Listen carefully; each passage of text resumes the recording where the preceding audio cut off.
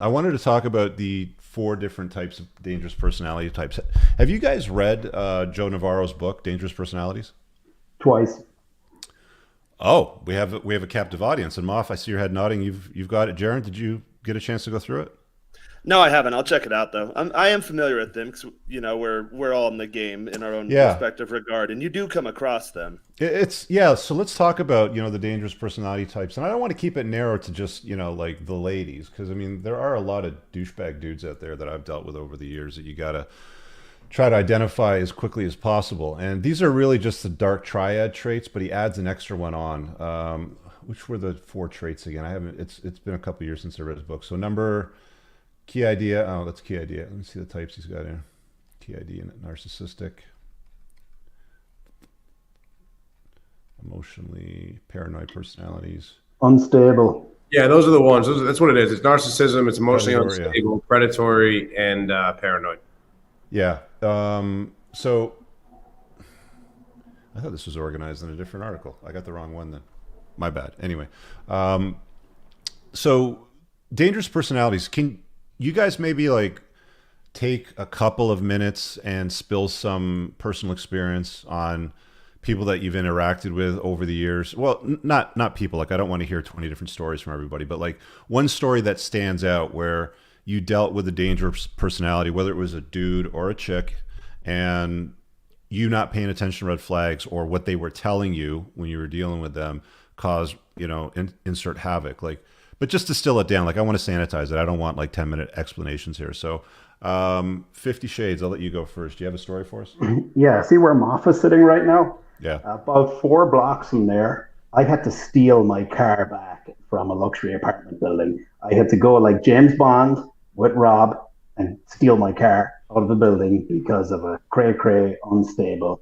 And, I ignored red flags. Somebody was hyper nice to begin with, pedestalized me. This was a Everything was chick or a great. dude? A chick. Everything was great about me. And all I done was cross one line, and I was dirt on her shoe and literally had to sneak in and get my car out of the underground parking garage. Okay. And why did you ignore the red flags? Like what were the red flags that you saw? I mean, Again, extremely nice, way over the top nice, love bombing, everything that is in that book. The four dangerous personalities yeah. that he lists. There.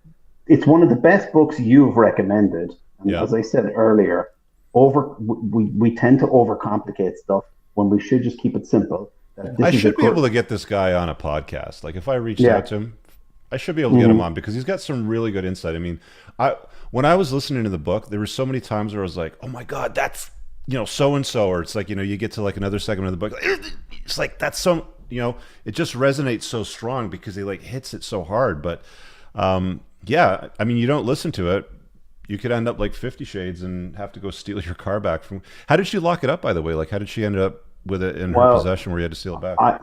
I was a guest in the building for the weekend, Oh, so I okay. parked it in the underground parking garage, and she wanted a situation where she wanted me to come back and apologize and was going to let me have it, like laughed at me for being the whatever I am, What did you do and to offend her so badly that she wanted to steal your car? went out raging with the guys, and he never came home. Yeah, You went out with the and boys, and then she took your car hostage. yeah, and then Were you there Rob. for this, Muff? No. Okay. So then Bert was though, Rob, right? yeah, he was. He pulled up Okay. outside in his car laughing while I went in, and being my personality, I knew the doorman of the building. He's like, "Hey, Irishman." I said, "Yeah, hey, man, let me in. I'm just going downstairs." And went in, jumped in my car, and skidded out of the garage just like a Bond movie. You know? Nice. Nice. A little bit of charisma pays off, doesn't it? Yep. Moff, what do you got for us, buddy? What's your story? Well, this one was lucky that this happened a little bit later after I was already red pilled, so I was able to, and I already read the book by Joe Navarro, so I was able to kind of see the warning signs very early. But I was on a trip with a handful of guys, more than a handful. Maybe it was about, it was kind of like a men's retreat. It wasn't involved with anything, 1% or your community, but we had a moment where, come to the end of the trip. Everyone kind of sits around and shares their experiences and what they've got out of the week or the weekend or whatever it might be. And this guy was actually a local, so he didn't much participate in the activities, but he would show up to this. And so we kind of gave him the floor and gave him a couple of minutes.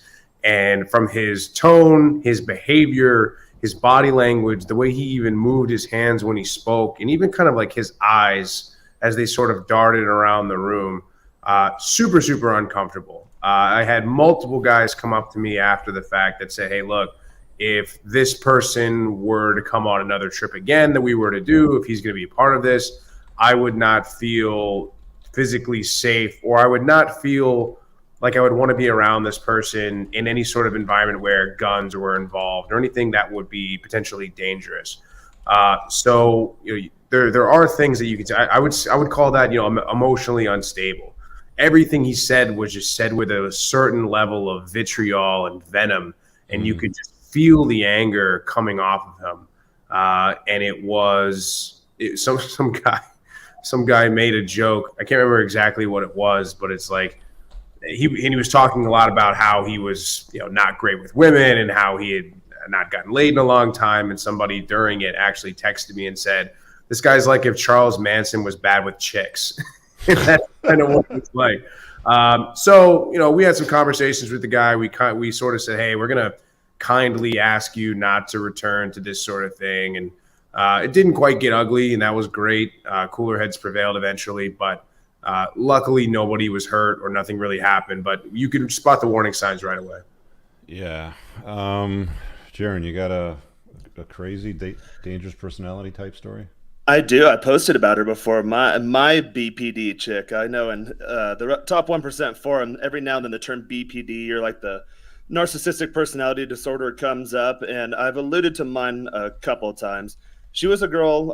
So I'm in Mexico right now. I went to college down here like 17 years ago. Actually, I'm getting older. And she went to university with me there. And then fast forward, whatever many years it was, I was living in California before this in San Diego. So she somehow made it to San Diego too. She reached out to me, tracked me down. So like, hey, you're that guy from the university. We never really knew each other, but started hanging out, started dating, and immediately the love bombing. Like, oh my God, she'd say things like, you're a Greek god, you're like a statue. And even in my head, I should have known better because I'm like, that's weird. Like, no one's ever told me that before. That's something it felt nice, like it feeds your ego. But in my head, I was like, all right, that's kind of weird. But you know what? Let me just stop you there for a sec, because that's a really, really important point. When women act completely unconventional from the norm and they love bomb you big time, like just pray, like you're a Greek god, like look at you, like you're an Adonis, you're the best sex I ever had. Like, okay, let's be honest. I mean, we've all heard that at some point, but you get the point, pretty right? Lazy. Yeah, I know. I was. Yeah, like throwing hardcore praise and admiration. I think that's, if I'm not mistaken, that's one of the key signs of somebody with a borderline personality disorder. Yep. And then they tend to go hot to cold. Like, was this a hot cold exchange for you?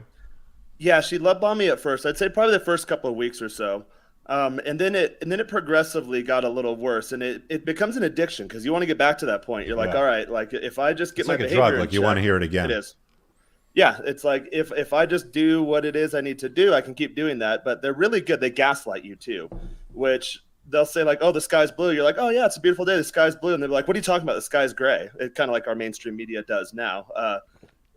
I won't go too much into detail there, but where they'll say things that are obviously not true, and you're like, well, what's going on? Eventually start questioning yourself, like, am I crazy here? Like, what the hell? And then it slowly degraded. It got worse and worse, her behavior. Like one day, I think back when I used to clean my own houses, I was like cleaning the bathroom or something, and she bought like a little seashell like soap holder that we put next to the sink. So I put it down below the sink because I wanted to clear off the counters and let them dry and not leave water spots or whatever. Pretty innocuous, pretty minor detail. She came and flipped out, like to the point she like threw her arms out and she's like, "Jah!" And she'd always yell my name too. She was a Mexican girl, so she'd always be like, "Jordan!" And my friends in San Diego still make fun of me. Like if we show up in public somewhere and I can't quite see them, they're like, they'll yell, "Jordan!" And so this chick and I was like, all right, there's something up with her. Like, it's definitely not me. It got worse. Like, we had a skunk in the yard for a while. And I was like, oh, well, it's California. We'll call somebody here to come get it. And then after a couple of days, I'm like, hey, Florida, that skunk must have left. Let me get you to the point.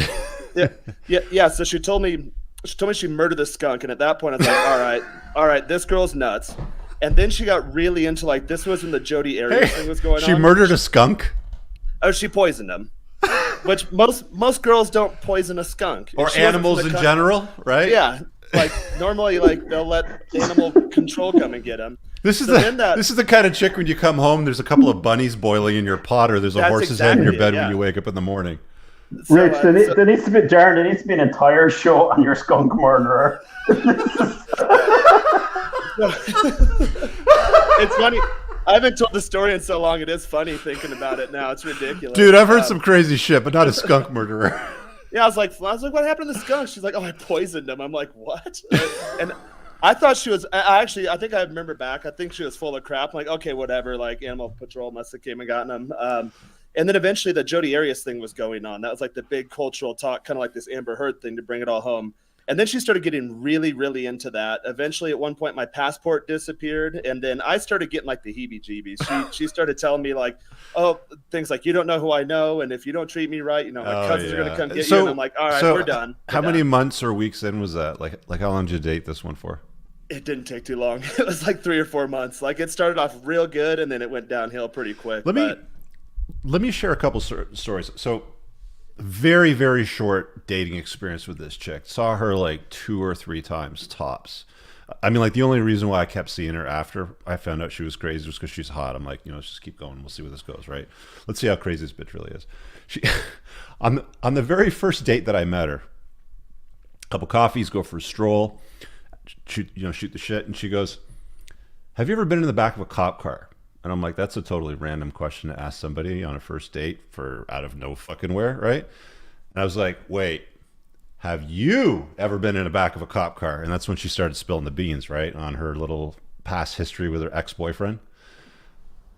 What they were the a woman fight, does, right? They were like fist fighting, weren't they? Like, what a woman does in her past is generally going to happen, in the future, right? And she'll bring it out of you, even if you're not a violent guy. Yeah, like, I started getting those urges, like when I wanted to, like. Hang on a sec. So she started telling the story about how she ended up in the back of a cop car because she went to go to her boyfriend's house and he didn't want her to come in, so he locked the door, and then she proceeded to pick up like. He had firewood stacked at the side of his house, so she picked up like a log and start whipping it at the door. A couple of them went through the window, so it shattered the front glass of the house. He calls the cops. She's in the back of the cop car. This chick proceeded to blow up my phone for like 2 days after that. Okay, like red flags. The random dude that's like on the Reddit thing going, my girlfriend's going to Vegas and talking to guys and texting them, is everything okay? Like that nerd. That's a typical guy that'll just completely ignore that, and they'll accept the fact that he's with a complete nightmare and he's going to invite more problems and chaos into his life. All you have to do is get good at spotting that, and you have a much better experience with women. Am I not correct here, guys, or am I wrong? I mean, tell me if I'm wrong. No, that book you recommended, Rich, it was a big eye opener for me, and it allowed me to cull girls that I would not have cut or cut out. Like, I think I told Moths the story. I hooked up with a former fitness instructor like 22 years ago in New York, and we circled back and we gotten in touch with each other. You guys know what I'm like, the banter that I do. And I sent her the picture of, you guys have seen me in Miami dressed like, a Cuban drug dealer or something. I went over the top, but it's a cool pic. And I sent her that. And this girl now was texting me for like a week, 2 weeks. We were flirting, we were doing all this stuff and back and forth. And we were supposed to meet on a Friday at a winery. And this was a Wednesday, and we started texting back and forth, and I sent her that picture. And within 2 or 3 texts, she spiraled into projecting every type of crazy personality onto me, that I was a narcissist, I was a control freak, I was a what. And in the past, if I hadn't become part of this group or become aware, I would have tried to go, oh, no, I'm this, I'm that. And I would have apologized my way out of it. Instead, I just went, block, delete, gone. Yep. Simple, guys. It's very, very simple. As soon as you identify a dangerous chick, you move on. The only guys that tolerate it are those with little to no options. When you have more options, when your SMV is higher, when you're a higher value guy, you're going to throw away nightmares and not invite them into your life to create the chaos that they will inevitably bring. It's going to happen. Okay, dude, you're talking to a chick and she's like, you ever been in the back of a cop car? And she's like, well, I have, and here's why. It's like, okay, you know, right then and there. It's like, no more date. Like, maybe if you want to go to a crazy place, go to friends with benefits, but like nothing more. That's it. Distance, lots of it too. And one thing to note on that is, as you get better at your game, like I've stepped back and noticed that these types of girls don't even come onto my radar anymore. So it could be a thing of like me projecting a part of me that pushes them away, or I think it's more so it's kind of like any sort of victimizer or criminal or anything. They go after an easy target, like the house that's unlocked and there's no guard dogs and lights are on, like inviting them to come in. Like, I think guys do a lot of the same thing, especially when you're in like a down phase in your life, or you're maybe not where you want to be. You make yourself a mark. Whereas now, I've noticed that those types of personalities don't even really come onto my radar. Every now and then, like if it's like a quick hookup or something in my head would be like, oh, there's something off with this girl, but if I'm not going to see her again, like it never gets to that point anymore. And yeah, if those you're types of finding girls wildlife won't come dead around in your backyard, there's something going on. Yeah, exactly. That's a red flag, guys. That's a red flag. Hey guys, I really hope that you enjoyed that short clip. If you did, consider supporting the creation of content by checking out my supplement line. Pinned in the top comment below of this video in the comments, there's a link to the unpluggedalpha.com/shop. When you click through, you'll be able to land over here, and the entire lineup is broken down by category that it performs best in: estrogen metabolism, fat burning, your foundational essentials for health, immune health, performance, and testosterone support. If you check out with coupon code ALPHA10, you'll get 10% off on your first order. There's also the option to use the subscribe and save model, where regular shipments will be sent over to you on a regular basis, and that gives you a little bit of a discount, and your supplement facts are always broken down over here. Thanks for watching. I hope you guys have an awesome day. And again, check out that link. It's pinned in the top comment below in this video. Peace out.